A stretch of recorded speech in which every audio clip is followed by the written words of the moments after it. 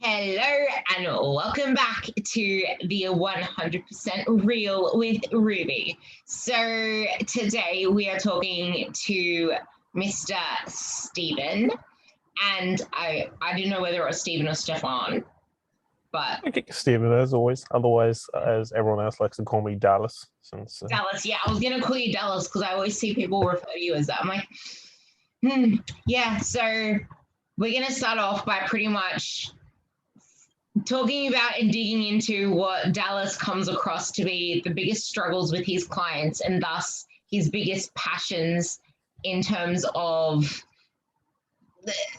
emphasizing exactly how to go about these issues to bring about a response that's more working within a lifestyle versus headbutting a client all the time. So what do you find to be, it's always the headbutts if you don't try and fit it into a lifestyle. So what do you feel to be the biggest struggles with your clients and the people you talk to on a daily basis? obviously, you know yourself, there is quite a lot that does go awry with a lot of people, but a lot of the struggles come down to a lot of how people have grown up in the life, grown up in the world, some of the ideas they have about themselves, how they see and perceive the world, because the environment that you grow up in and the environment that you create for yourself is quite a big predicator on your outcomes. And that's one of the biggest issues I find. So in terms of internal beliefs, internal belief about themselves, how they see themselves, play out in so many different directions, and they play out in so many different ways. And we often see such crazy changes over a period of time. And that's some of the biggest struggles, because what ends up happening is, depending how you see yourself or how you even feel about yourself and the thoughts that come from that, they're going to interact with your behaviors. And those behaviors go in tandem now in terms of how you interact with the environment and how the environment interacts with yourself. So it's like this whole model of when your beliefs do not align with what you want, there's always going to be a kind of miscommunication. And that miscommunication turns out to be a massive struggle for a lot of clients, because at that period of time, you want to do something good, you want to do something better for yourself, but the internal belief is not congruent with what you're trying to do. So cognitive dissonance. And then what ends up happening is you're either going to do your utmost to try and get to where you want to get to, or you're going to end up falling to a lesser behavior. And 9 out of 10 times, everyone falls to a lesser behavior until they deal with what is actually holding them back. So what is it? The belief? Is it the thought? Is it the idea about themselves? Or is it the environment and everything that's come from it?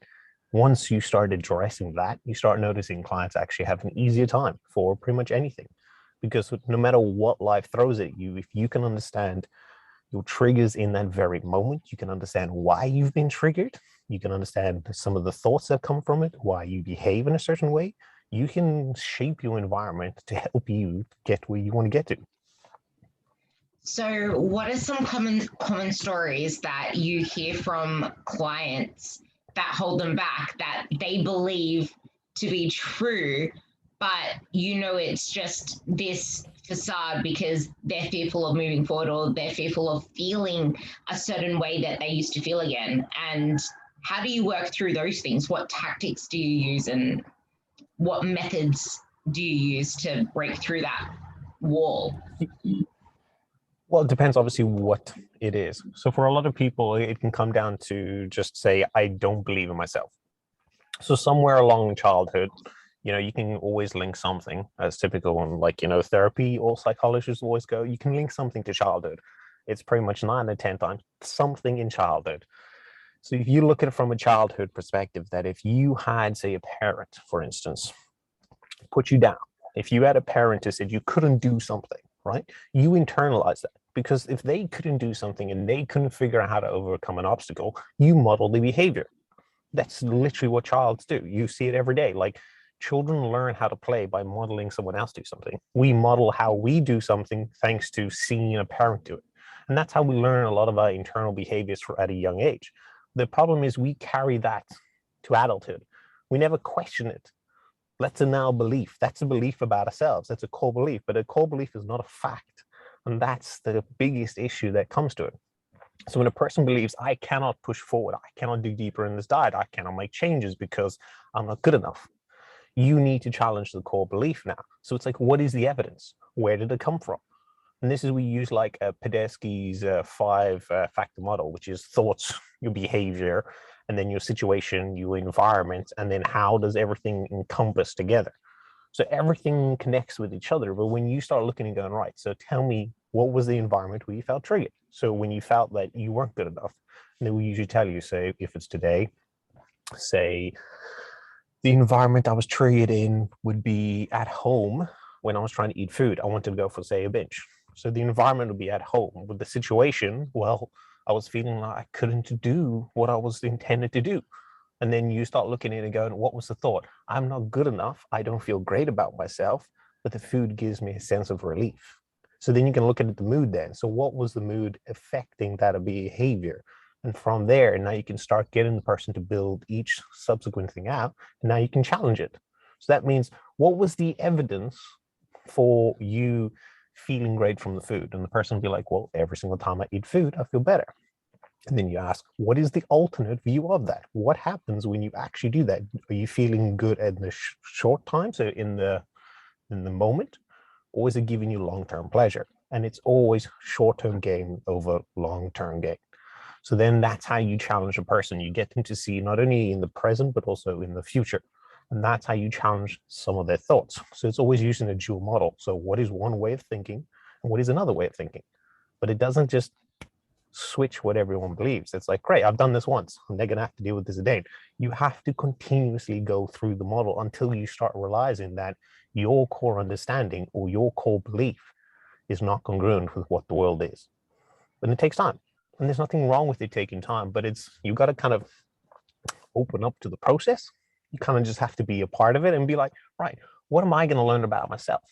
And you'd be surprised that, like, you do it 3 to 4 times and you start noticing a lot of changes in how you view the world, especially when it comes to like negativity as the world as well.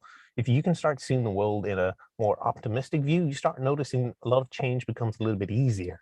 And it's not that hard for you to change. But if you've lived all your life in a negative, pessimistic view, well, trying to be optimistic now is a big change. But just simply looking, going, right, instead of going, I can't do this, looking and go like, what can I do to make sure I can do this? So what are the small steps? I haven't changed from a pessimistic view. I've just looked at going, right, I'm going to look at it as a goal orientated. And you see, as you keep doing that for it, you start noticing you become optimistic in how you view things, because now everything is just one small little step. Okay, I can do that.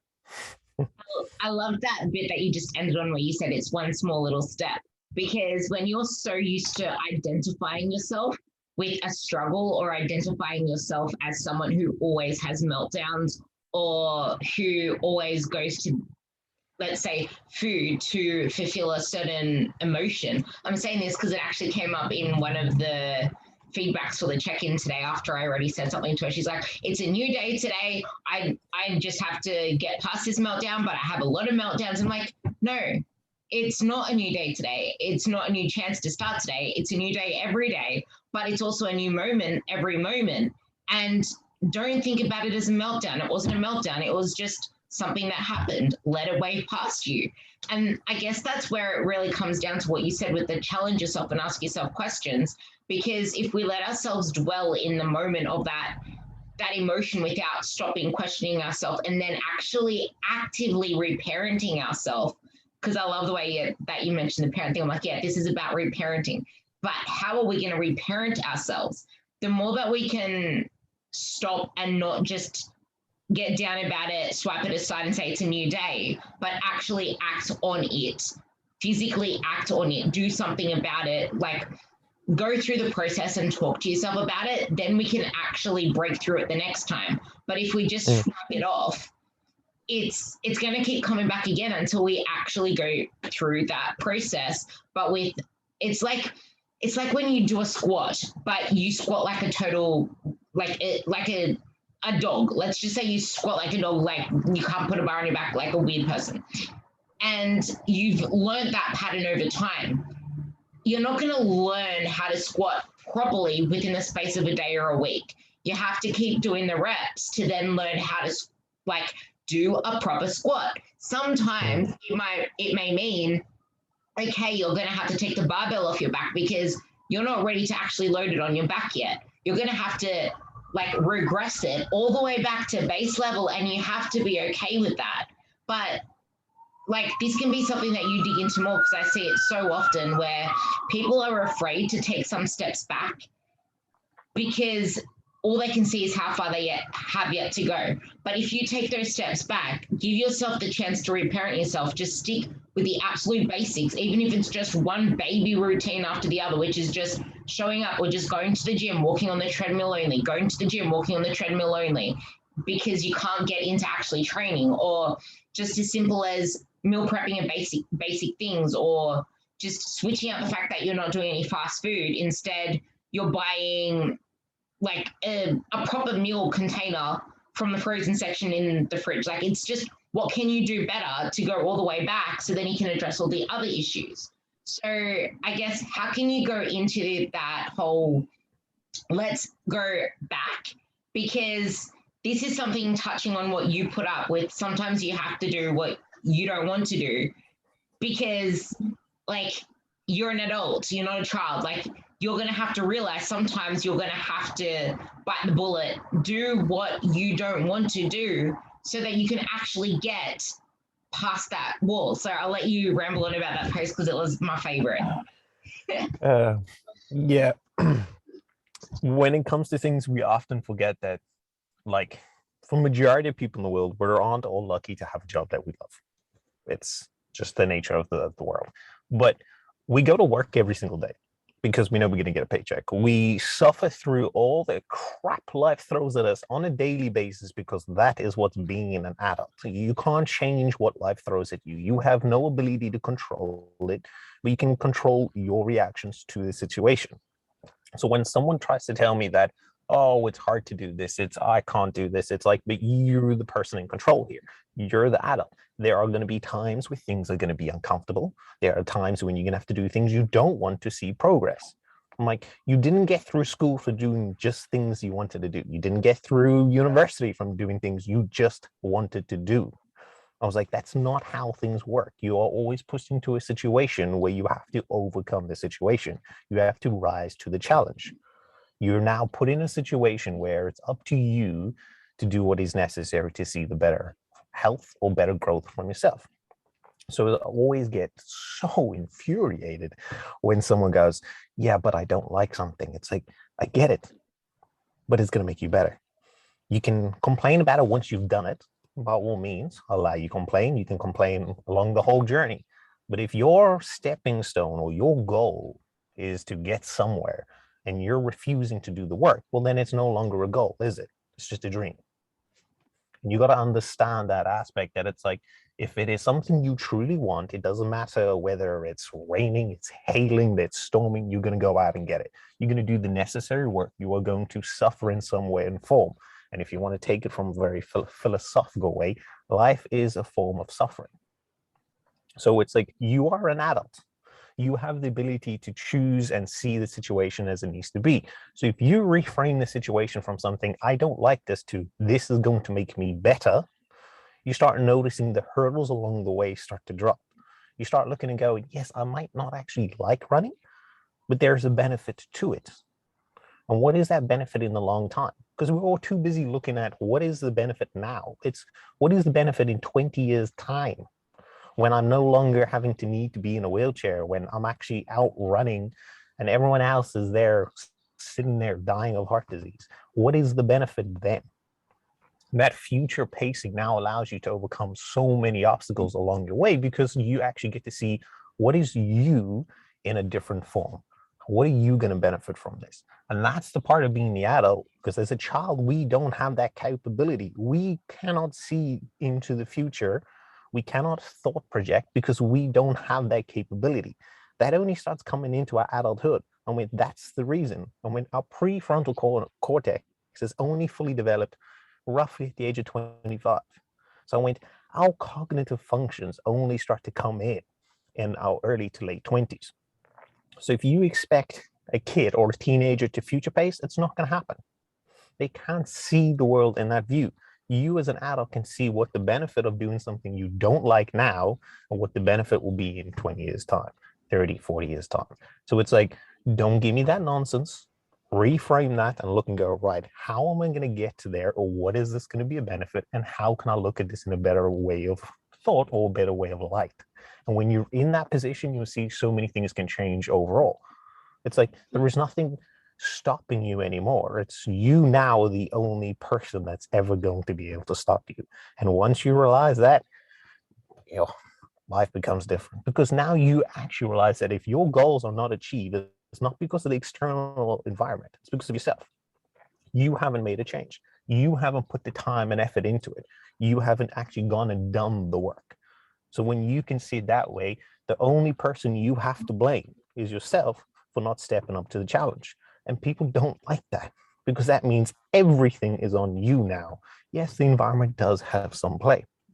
Luck has some play.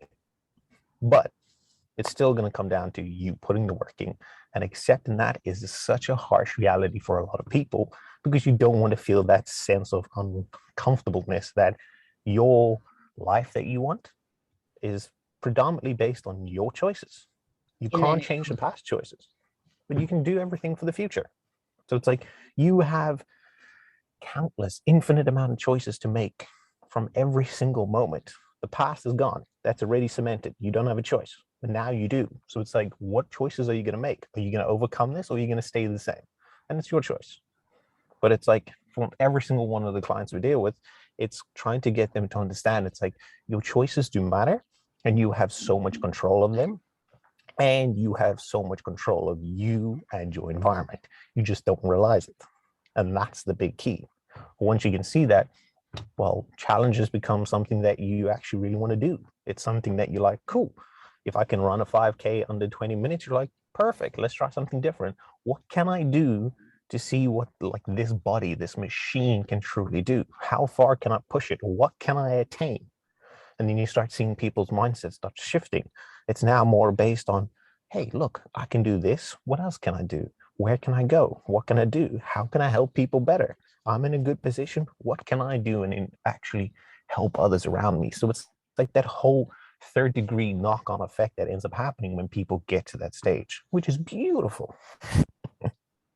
And you can tell in the tone of your voice, everything is so optimistic. Like your tone of voice is optimistic. And that's what I feel a lot of people lack. And like knowing that the future is in our hands and doing that future pacing, it's like, yeah, but everyone clings onto what happened before, but there's that crucial step of forgiving yourself first. And yes, shit is going to be hard. And that's actually a post I have planned for today. I'll tag you in that one. But yes, it is going to be hard, but it's not impossible. You don't have to do it perfect, and you don't have to do it right. You don't have to be correct at it the first time. It's about learning it, getting better at it, getting rid of the useless junk, getting the good data, using that data to then form another attempt. Okay, maybe it's not how you want it.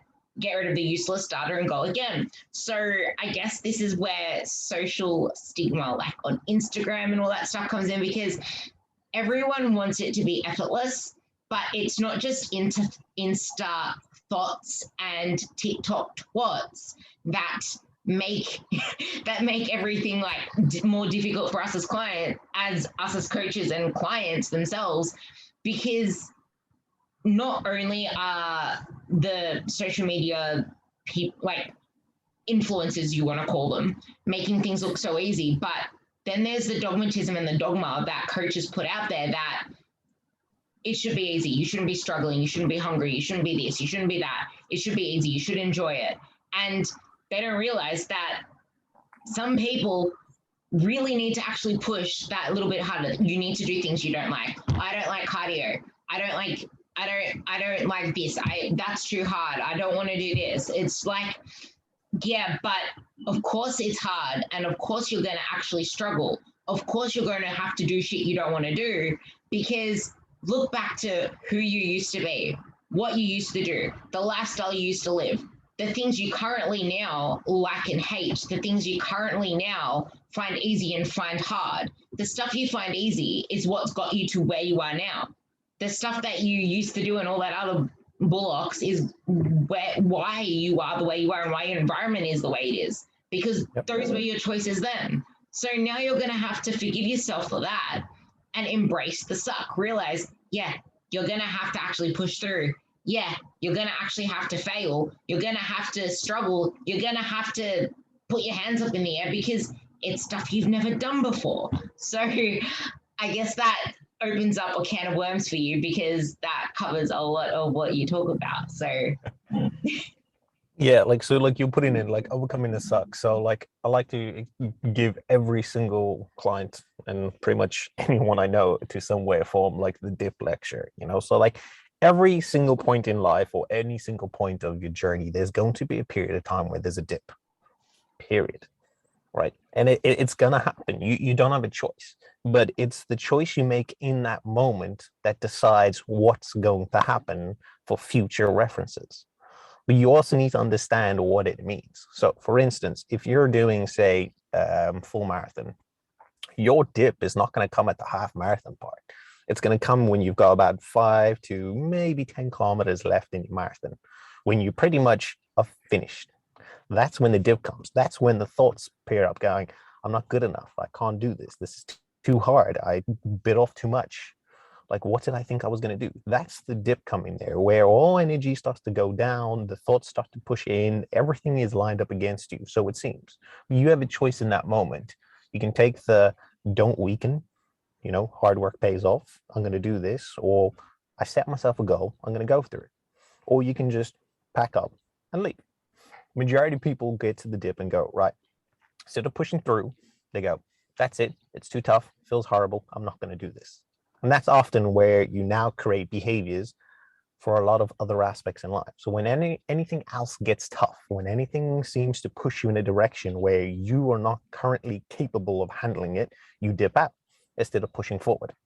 Now, the difference is when you need to understand how this works is there are times where dipping out is a good thing. And there are times where actually pushing forward is more beneficial. And the key is trying to understand when is it beneficial and for dipping out and when is it beneficial for pushing forward.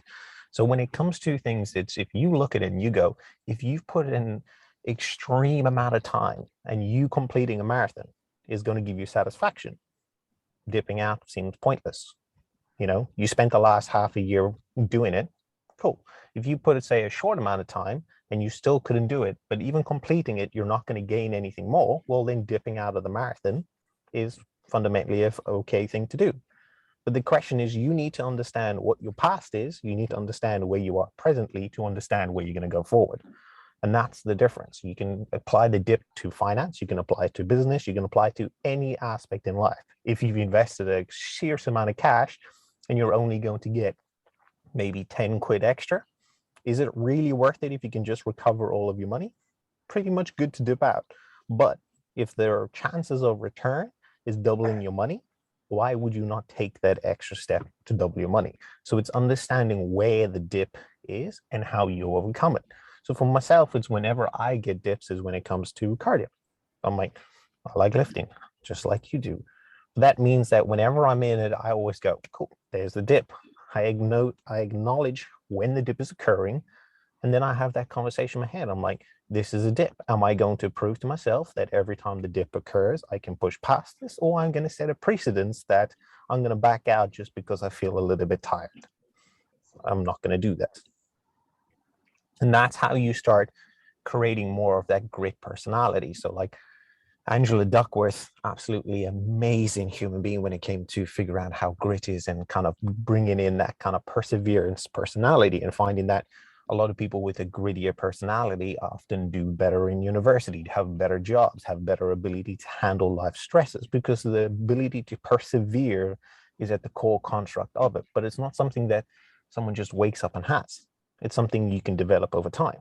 And I know like even Matt Fraser talks about it coming from a back injury and going to, 5-time CrossFit champion. It was like, well, hard work pays off, developing the grit personality. And he spoke about the same thing. He goes, put yourself in a situation where the odds are against you. And your job now is to climb the mountain and beat those odds. He goes, first time you're going to do it, you're not going to get there. Second time, you're not going to get there. However, if you keep trying to climb that mountain, soon that mountain will not be big enough for you. And that's the key to developing that gritty personality. So it's like that dip and that grit come together. a lot of clients have never been put in a situation that develops it, because whenever they do get to it, they automatically dip out. And that's not what you want. You want them to go, right, even if this is going to be a failure for you, I want you to push to the end, and I want you to notice how it feels and what did you get knowing that you crossed the line. And then you see when they push to it, they're like, wow. And that's what I do sometimes with cardio with clients. I go, right, you only like doing 10 to 15 minutes of cardio. Cool. You have an hour and a half cardio. Yeah, but I hate it. I went, don't care. Go get it done. And they don't want to do it. And they're like, I hate it. This hurts. This is not nice. I'm like, cool. Tell me after, once you've done your hour and a half cardio. I was like, it doesn't matter how long it takes you. If it takes you 4 or 5 hours to do it, I don't care. Go and do it and come back to me. Get through. And they're like, yeah, I hate it every second. But as soon as I finished, I was like, holy crap. What the hell? I was not expecting. I was like, exactly. You pushed through something you didn't think you could do. Now you have a whole different outlook on what it means to do that type of cardio. Yeah. But can you apply that same mentality to other areas in life? And it's like, yeah, I can. And I'm like, good. Welcome to applying some gritty personality. Now you're building it in the person. So now the person can look at it in the situation and go, I'm more up to challenges. But it's like, not everyone can be bathed in fire, as I like to call it. You have to sometimes step them up to the approach. That means building your grit personality. Some, depending on the person, you can literally, like myself, throw them into the water and go, good luck, and watch the person automatically start doing what's necessary to overcome the challenge. I loved all of that. And it's not something you can just develop from one time of pushing through it. It's something you're going to have to keep applying and applying to actually, because you spent your whole life without grit. How do you expect to get it from just pushing through it once? And I've even experienced it with my own sprints. And you hear me cry to you about my sprints. But it's like, I dread going out every single time for that. But as soon as I finished it, I honestly cannot even explain the feeling I get for like that accomplishment. And if you know pretty much what I preach, my word is always, how do you feel? How do you feel? And you mentioned that word so many times in what you were saying, like, okay, cool. So how do you feel now that you once accomplished that? That feeling afterwards is the purpose behind it. And it's almost like you said about the investment thing. If you're just going in and there's not that much return at the end because you're not actually putting a feeling value to it. And we'll talk about values and beliefs even more after this, now that we have something else to attach it to. But if you're not actually linking this outcome to your core values, to the things that mean most to you, like your family, your partner, your relationships, it could even be your career if your career is one of the most important things to you. Like, everyone has a different meaning, or they give a different meaning to what activities they are doing and like, you're not going to just set out on a journey with nothing behind it.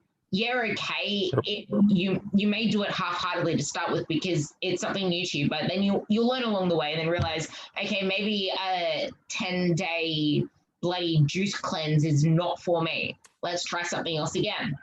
I wanted to relate everything you just said back to nutrition, so that's what I'm doing now. So, okay, that might have been an amazing time to actually agree with the dip and dip out. A 10-day juice cleanse, it's a short-term thing. It doesn't have any real reward at the end of it. You haven't really worked hard for it, and it's not sustainable. It's not good for you. You are well aware that this isn't something that you can literally do. You don't see any return to the investment by the end of it. Okay, you may lose whatever, but it's got to a point where you're realizing that this isn't cool. So then you might try something else. You might try Insta Thoughts 12-week booty challenge. They have you on like 1,000 to 1,200 calories. They have you smashing you with two-a-day sessions, all this cardio, blah, blah, blah. You're going amazing through it. You're trucking along. You're almost at the end. You're at the week 10 and you're realizing you can't do it anymore. Yeah, you did it for 10 weeks, but you're still realizing that there is no real return to the investment here because, like you said about the process, it's that process of overcoming. It's the process of realizing how you feel and growing through it. But if you've done all of this and made your whole life about this, there is no real purpose to that anymore. There is no real feeling. It's more like you were slaving yourself away to it. So this is where the whole focus process and well, focus on the process comes in, because if you're not going to focus on the process, you will never develop these attributes that actually will sustain the lifestyle that you desire to live. Like, you're not going to have the grit, because that was just this short-term thing because you saw the end line, but then you crashed and burned. So relating that to the whole, I guess it's you holding yourself to an unreasonable standard. And I guess actually this is something I really want you to talk on and link it back to the core beliefs and values. Are we solving a visible problem, or what is the root problem? Like I said about, there is always a push behind going this way or that way because you want this hack thing. But why? Why really is it? What is the root problem? Instead of just solving a visible problem, instead of just saying, oh, whatever it is, what are some visual, let's just say, scapegoats that you hear people put out there that really aren't the root problem? And how do you link this back to core beliefs and values? Well, first off, people, I would say most of the time, majority of the time, don't actually know what they want or desire. They're like, no, I would, for instance, I want to be lean. I want to have abs. It's like, yeah, okay. Do you actually know what you truly want? I want to look like that. No. Actually, what do you want? Because when you show the process, when you show everything up front, you get the, oh, face. And you're like, so you don't actually want that. You want a feeling associated with having X, Y, Z. And that's one of the biggest things. It's a way to bolster confidence, a way to increase self-esteem. So you use the downward arrow approach, which is essentially, if you say you want abs, right? And you go, okay, tell me why. So you can ask why 5 times, you can keep going. The aspect of the downward arrow is you keep going down till the person cannot answer anymore. And usually you get to, I feel bad about myself. I'm lonely. I don't have self-esteem. I don't have self-confidence. I don't see myself great. The way I think myself is not great. And the further and further you go down, the closer and closer you get to the actual belief of why they want to do something. And that is what you're looking for. So if someone wants to get abs and you ask them long enough, or ask them so many whys, or you reframe it in so many ways that you finally get to the point where they cannot answer you back anymore, it always comes down to, it is going to make me more confident. And then you're like, right. So it's not the abs you actually want, it's confidence you need, desire, and are looking for. So that means when we're going to do it, the problems that you face that you don't want to stick with your diet is not because the diet's hard, it's because you don't see how this relates to your confidence. You don't see how this is going to boost your confidence. But you're like, I still want the abs, because the idea of the abs is still going to give you confidence. So then it's like, right, now we know that what you see on the top of the person not adhering to the diet is not because of they have an inability to do it. It's because there's a miscommunication. So it's the confidence is the issue. So now we know the root problem is that whatever we do needs to be linked to their understanding of how we're going to boost their confidence. So if they don't feel like a certain thing is going to be boosting their confidence, they are not going to do it. But they are going to somewhat try, because I've invested in this process. And because I've invested, I need to at least do something. We're still going, right, we're not going to diet. We're not going to do any of this. Let's just work on focusing on getting your confidence in a position that allows you to do everything else. And I'm like, you understand that it's building the foundations. Whether it takes 1 year or 20 years to build your foundation, you stick with the process and you build yourself. Then you have the ability to do whatever you want. If you look at it from a child's perspective, a child cannot run. It doesn't have that ability until it learns how to crawl, until it learns how to stand up, and actually learns about how the body goes through it. It goes through repetition, failure after failure after failure. But the kid doesn't see it as failure. It sees it as part of life. This is what we do. I have an end goal. I want to move around the house. I want to get that toy over there, and I can't get that toy. Get that toy now. And how do I do it? I need to get up and I need to fall. I need to get up and fall. And then you see the kids get so enthusiastic about their failures, because it knows that the longer it does that, the quicker I get that toy across the room. And that's what ends up occurring. So we've got to go through the steps to get there. And that's the biggest key when it comes to it, that there's a foundation we need to build first. And once we've built that foundation, then can we do anything? So when the kid learns to walk, the kid's like, sweet, this is my foundation. Now I can do other things. I can learn to jump. I can learn to pull myself up. I can learn to run. The foundation is built. And from there, do we move out? But everyone wants to find a diet and go, right, the diet's going to fix something. The diet doesn't fix anything. You fix yourself. And that's the biggest thing. So it's like when we ascribe values and morality to objects, it's often where things go wrong. Because we're like, the scale means something. It's like the scale doesn't mean anything. Get lost. Come on now. It's a piece of plastic.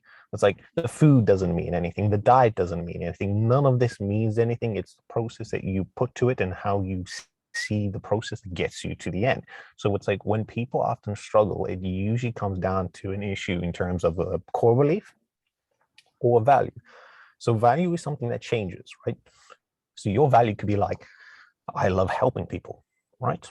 The value on how you help people can change depending on the time. It's not set in stone, right? However, a core belief is something that you reiterate through yourself all the time. It is something some people pick up during childhood, some pick it up during teenage years. It's something that is often how you link your identity to yourself. Where a value is, if you want to think about it, it's family is a big value for me. You know, friendships is a value for me. So that means however I see the world, there's always need to be friendship there in some way or capacity. There always needs to be family in some way or capacity. The identity or the core belief could be, you know, I'm a jacked buff dude. And if I look in the mirror and I don't look jacked and buff, well, I'm going to have a problem now.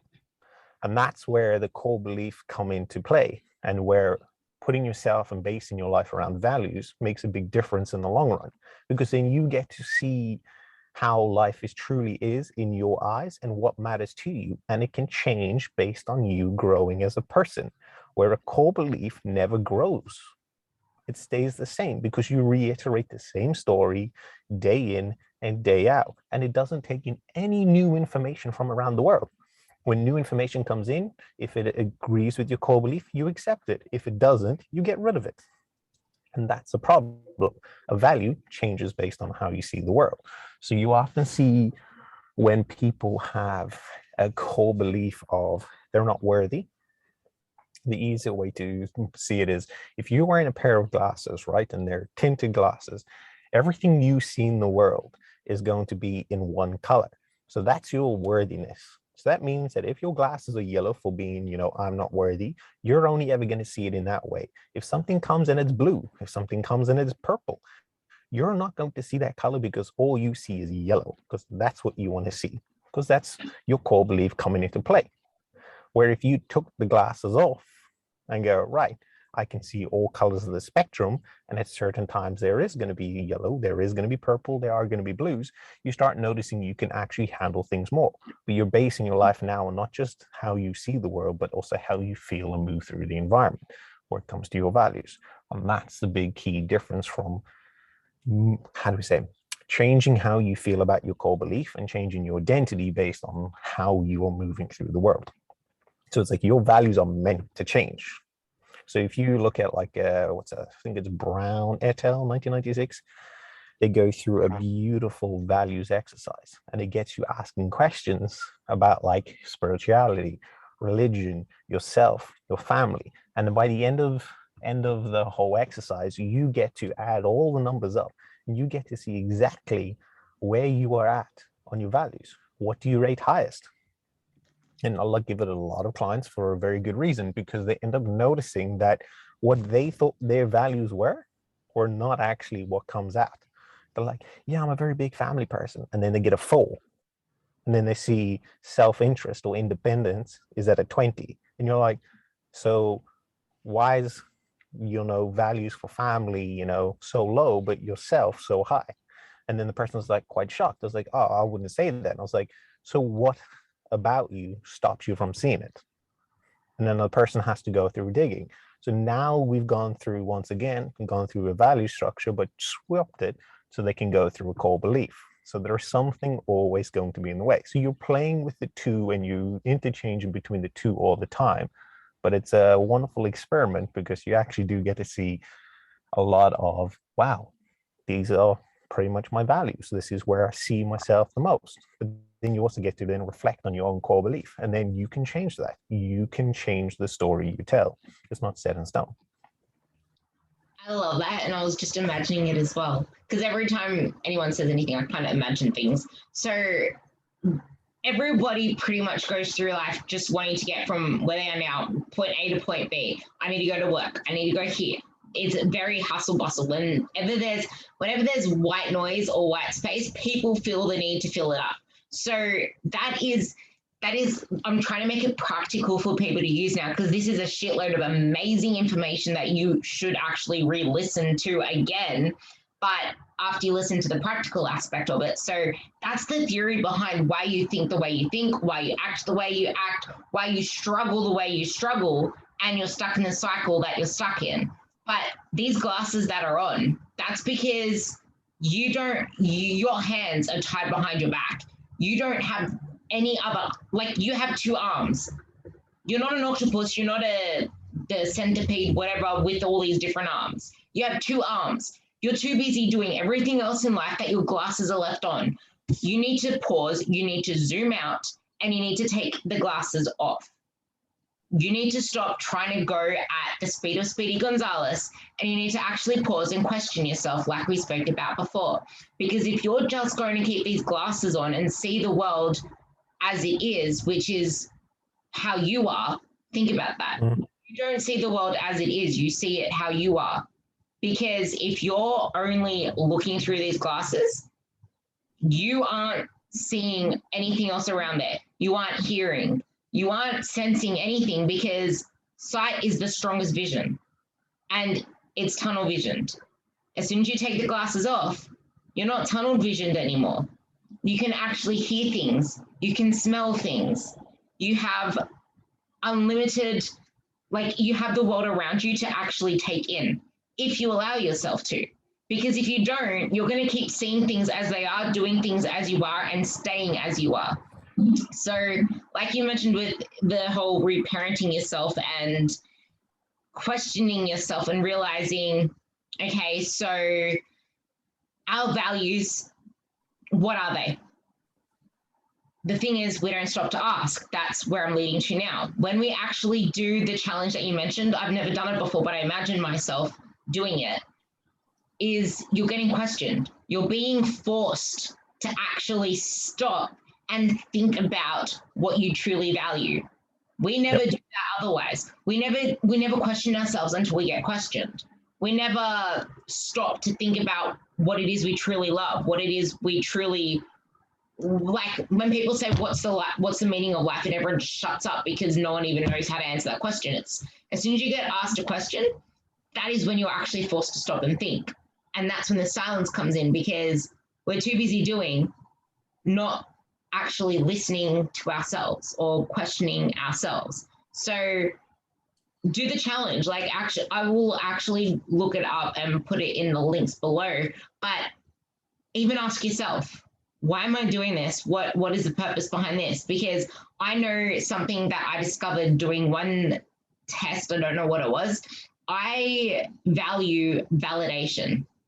Like, it's something that I value. I feel validated when, but then there's the core belief, which is pretty much like a need.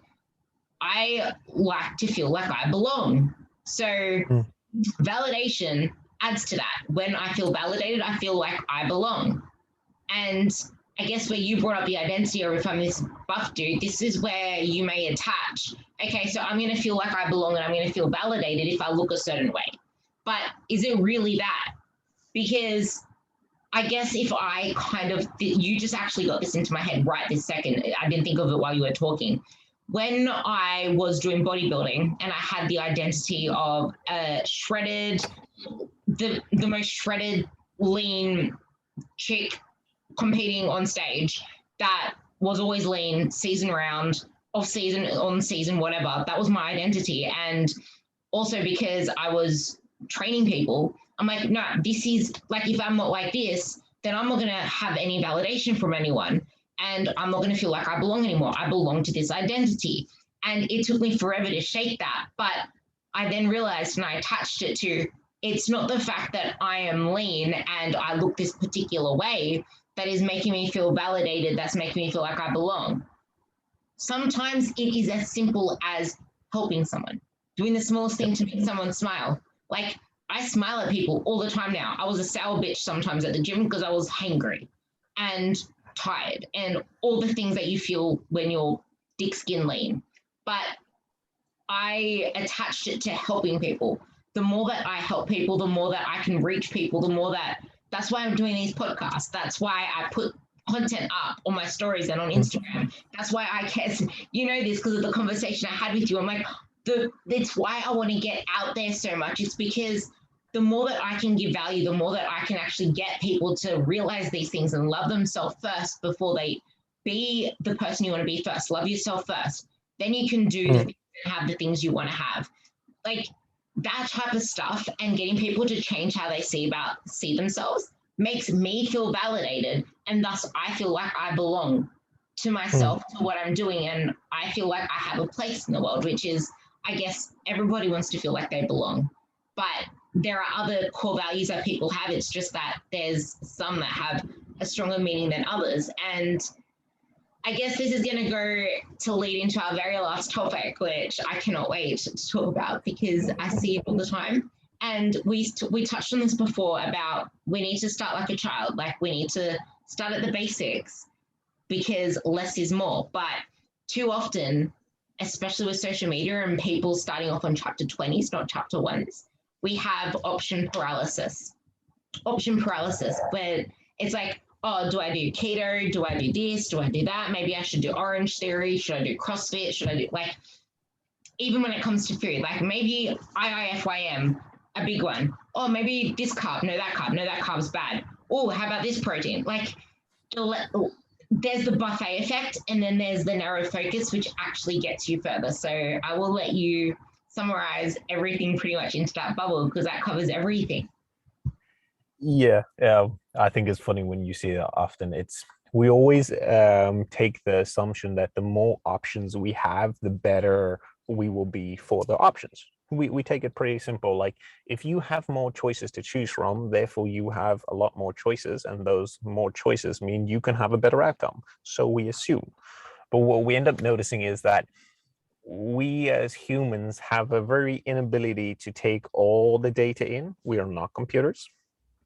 So because of that, the more and more information you give, that means more and more information you need to store. That's more and more information you need to process. And with each extra bit of information, so does the processing power go up, up, up, up, up, to the point that you're like, I have too much information. So then you're like, I'm going to try a bit of this. I'm going to try a bit of this, try a bit of this. And you keep touching on every one thing instead of just making a decision. So when it comes to making better decisions, you can do it in two different ways. You can be an early adopter of a decision, or you can be a late adopter. But you don't want to be the person in the middle. And that's what people do. It's, I want to do this, this, this, this. So the reason behind it being an early adopter is you pick a method, you do it, right? So that's your decision. So that means that if you're in a work position, or if you're doing, say, nutrition, or you're trying to lose weight, your first idea, you pick it. It doesn't matter whether you like the idea or not. You go, cool, that's what I'm going to do. And then that means that if it works, great. If it doesn't, perfect. Let's come up with another idea. And you can see it happen in business all the time. So it's like, okay, cool, we're going to make a jump, and everyone just goes, yeah, how many other ideas there? And people go like, oh, we have 10. We go, cool, pick the first one that someone wants. Let's go for it. Or just run it. You know, we've got the capital to run. We've got the capital to try and see how it'll work. Perfect. In your diet, it's just pick the first diet that comes to your head, go for it. If it works, perfect. If it doesn't, try a different one. You can be a late adopter. You can take all the information in, and you can take a look and go, right, these are the pros, these are the cons. Because you've taken the information in, you can see which is going to fit your life better. But if you're a person who just goes, I'm going to take information and I'm not going to actually sit there and create a structure for myself, you find you pick, and nothing works, because now you get paralysis from too many options because you haven't sat down to narrow the playing field. So you start off with such a big playing field, and when you make a late decision, you narrow it down to what are going to be 5 or 10 options that can work for you. So in every single process, whether you're an early adopter or a late adopter, you're still narrowing the playing field. So you go from hundreds down to 50s, down to 20s, down to fives, down to three, down to one. When you're in the middle of the playing field, there's no point of narrowing it down. You have no option because you on both ends have a whole lot of options. And that's when people overdo it. So instead of just picking something, going for it, or actually sitting down and going, what do my lifestyle dictate? What do I need? What do I need emotionally? What do I need physically? And then narrowing the playing field down to fit that assumption or fit those narratives. We go, I want to pick anything and everything. And then we push things into those narratives, which don't work. Because now we're putting things that don't actually work together, and they don't have the ability to work together. It's like when you start taking someone going, right, if we see it with like dogs, like there are certain dogs that can be with each other and certain dogs that need to be trained to be with each other. You want to put a cat with a dog and they often kill each other. But if you put the cat at the beginning and you understand that when the dog's a puppy and the cat's a kitten, and you put them in the environment and you teach them to be together, they can work.